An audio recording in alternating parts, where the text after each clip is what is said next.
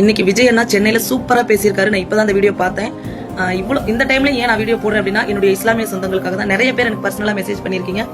விஜய் அண்ணா வந்து பிஜேபி கூட கூட்டணிங்கிறாங்க, பி டீம்ங்கிறாங்க, ஏ டீம் சொல்றாங்க அப்படின்னு. எந்த கூட்டணியும் கிடையாது.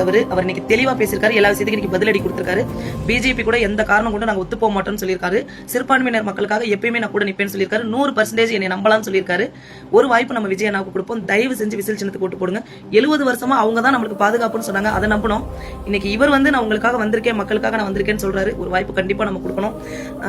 அவங்களுக்கு ஓட்டு போட்டு அவங்களை ஜெயிக்க வச்சிருக்கோம் இத்தனை வருஷமா.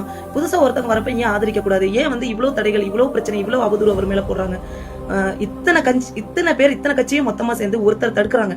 ஆனா மக்கள் வந்து அவர் கூட தான் நிக்கிறாங்க. அவர் ஜெயிச்சே ஆகணும்னு நினைக்கிறாங்க. மக்கள் ஒரு முடிவோட தான் இருக்காங்க. தயவு செஞ்சு என்னுடைய இஸ்லாமிய சொந்தங்கள் சில பேர் இருந்தாரு, மக்களுக்காக வந்திருக்காருங்க. மக்களுக்காக மட்டுமே வந்திருக்காரு. ஒரு வாய்ப்பு கொடுப்போம். உங்களோட ஓட்டு விசில் சின்னத்துக்கு போடுங்க. விஜய் அண்ணாவை கண்டிப்பா ஜெயிக்க வைக்கணும்.